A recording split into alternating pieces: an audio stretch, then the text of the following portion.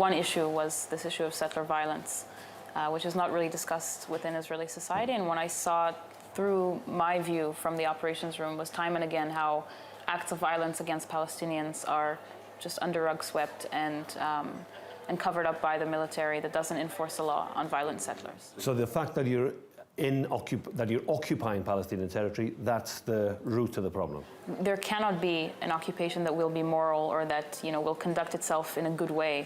It's the problem is inherent in the mission, and the mission is occupying people without them having rights and dignity, and without them choosing to be under this control.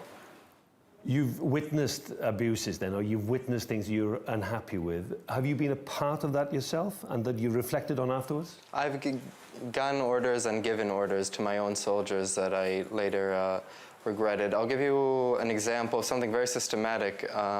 There were a couple of times where my commanders gave us a box of flashbang grenades, and they just told us to start throwing them out of the driving car. When I asked why, they told us to make the Palestinians understand who owns this place.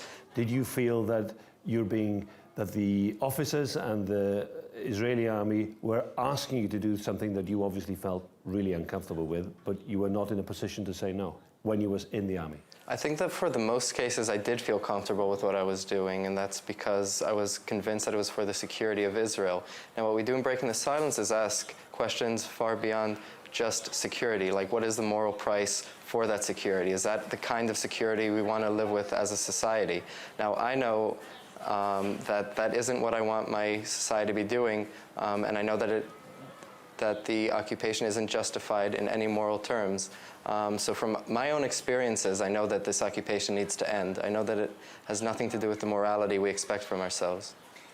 Finally, is that likely to happen, the occupation ends? Because from the outside at least, and when you listen to Palestinians, they feel that the politics and society in Israel is becoming more and more right-wing. Inevitably, it will end because, like all other, oppressive regimes and undemocratic regimes, they fail to be sustainable. And I think deeply, as long as Palestinians don't have security, we're not going to have security as well.